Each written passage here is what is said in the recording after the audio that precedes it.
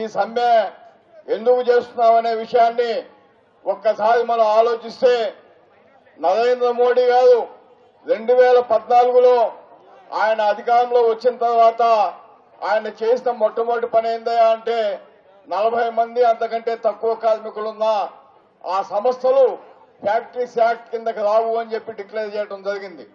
Factories act కిందకి రావు అంటే ఆ సంస్థల్లో పనిచేసే కార్మికులకు కార్మిక చట్టాలు వర్తించవు అని చెప్పి దాని అర్థం. ఇది చాలా మందికి తెలవాలా.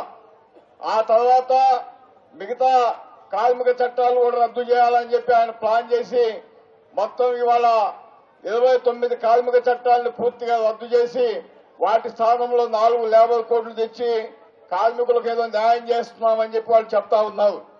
ఇదంతా పచ్చి అబద్దం.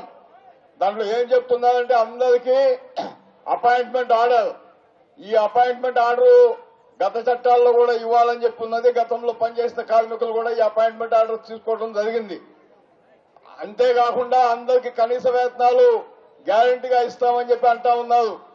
మరి కనీస వేతనాలు వాళ్ళు ఏ పద్ధతిగా ఇస్తారో మాకైతే అర్థం కావట్లేదు. ఇవాళ ఫ్లోర్ వేజెస్ 178 రూపాయలు కనీస వేతనంగా ప్రధానమంత్రి గారు నిర్ణయం చేయడం జరిగింది. మరి ఇవాళ తెలంగాణ రాష్ట్రంలో చూసుకుంటే కనీసం 12,000 రూపాయలు కనీస వేతనం పాత జీవోల ప్రకారమే ఉన్నటువంటి విషయాన్ని మనం అర్థం చేసుకోవాలా. ఇది కేవలం వాళ్లే చెప్తా ఉన్నారు. పారిశ్రామికవేత్తలు చాలా సులభంగా వ్యాపారం చేసుకోవడానికి చట్టాలు అడ్డం వస్తా ఉన్నాయి కాబట్టి ఈ చట్టాలన్నింటినీ రద్దు చేసి వ్యాపారస్తులకు ఎలాంటి అడ్డంకులు లేకుండా చేస్తామని చెప్పి వాళ్లే చెప్తున్నటువంటి విషయాన్ని కూడా మనం అర్థం చేసుకోవాలి. అంతేకాకుండా మొత్తం పర్మనెంట్ ఉద్యోగం అనేది లేకుండా చేసి టైం బేస్డ్ ఎంప్లాయ్మెంట్ అని చెప్పి కాల పరిమితితో కూడుకున్న ఉద్యోగాలని చెప్పి ఆ కాల పరిమితిని నిర్ణయించే అధికారం యాజమాన్యాలకు కట్టబడతా ఉన్నాయి ఈ కోడ్లు. ఈ చట్టాలని తీసేస్తే ఇప్పుడు మనకు కనపడుతున్న పరిస్థితి ఏందయ్యా అంటే మనమే ఈ ప్రభుత్వాన్ని తీసేయాలా. ఈ ప్రభుత్వం ఉన్నంత కాలం కార్మిక వర్గానికి అన్యాయం జరుగుతుంది కాబట్టి ఈ సమ్మె ద్వారా కేంద్ర ప్రభుత్వాన్ని హెచ్చరిస్తున్నాం ఏంటంటే ఈ కోడ్లను వెనక్కి తీసుకొని పాత చట్టాలను పునరుద్ధరించకపోతే మీ ప్రభుత్వాన్ని కార్మిక వర్గం దించేస్తుంది అని చెప్పి హెచ్చరిస్తూ భవిష్యత్తులో మరిన్ని పోరాటాలకి త్యాగాలకి సిద్ధం కావాల్సినటువంటి అవసరం ఉందని కార్మిక వర్గాన్ని కోరుకుంటూ సెలవుకుంటా ఉన్నాను. కేంద్రంలో అధికారంలో ఉన్నటువంటి నరేంద్ర మోడీ ప్రభుత్వం అధికారంలోకి వచ్చేనాడు సబ్కే సాత్ సబ్కే వికాస్ అని చెప్పి అధికారంలోకి వచ్చింది. అందరితో కలిసి అందరి అభివృద్ధి కోసం పనిచేస్తామని చెప్పి నరేంద్ర మోడీ ప్రచారం చేసి అధికారం తెచ్చుకున్నాడు. అధికారంలోకి వచ్చిన తర్వాత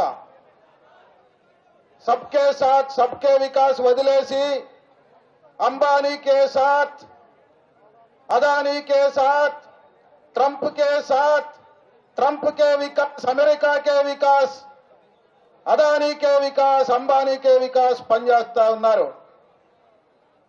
ఇవాళ ఈ దేశంలో ఉన్నటువంటి కార్మిక వర్గం మీద, రైతాంగం మీద, శ్రామిక వర్గం మీద, వ్యవసాయ కూలీల మీద భారత పార్లమెంటు సాక్షిగా తీవ్రమైనటువంటి దాడికి పూనుకుంటా ఉన్నాడు.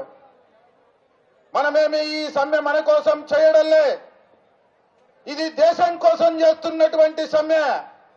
ఇది ఈ దేశాన్ని, దేశ సార్వభౌమాధికారాన్ని కాపాడుకోవడం కోసం చేస్తున్నటువంటి సమ్మె. ఇవాళ ఈ దేశాన్ని నరేంద్ర మోడీ ప్రభుత్వం అమెరికాకి, బహుళజాతి సంస్థలకి తాకట్టు పెట్టడానికి పూనుకుంటా ఉన్నాడు. తాకట్టు పెట్టే సందర్భంలోనే బహుళజాతి సంస్థలు అడిగినట్టుగా కార్మిక వర్గానికి ఉన్న సమస్త హక్కుల్ని కాలరాసేసి,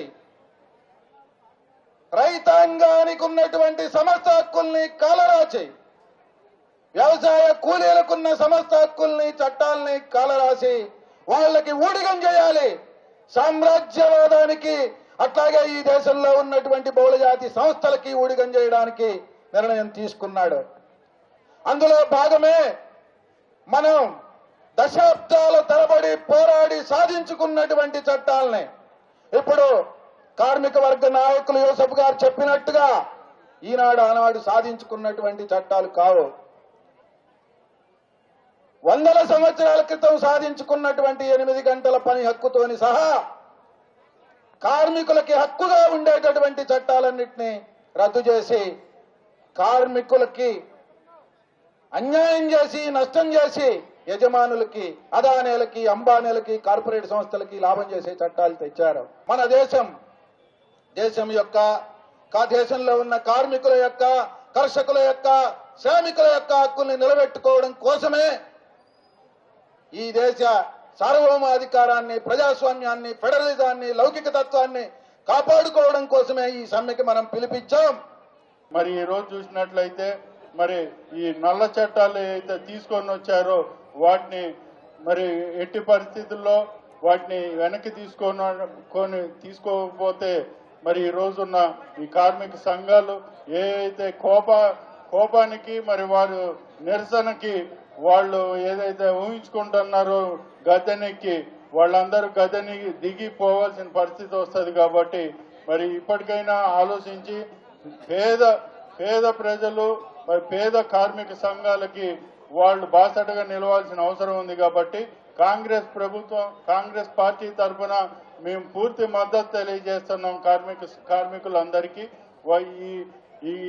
ఇటువంటి ఈ కార్మిక సంఘాలు చేపట్టబోయే ఈ దీక్షలు కానీ నిరసనలు కానీ మేము సంపూర్ణ మద్దతు తెలియజేస్తాం. రానున్న కాలంలో కూడా ఈ సందర్భంగా తెలియజేసుకుంటూ నాకు ఈ అవకాశం ఇచ్చిన మీ అందరికీ ధన్యవాదాలు. Thank you.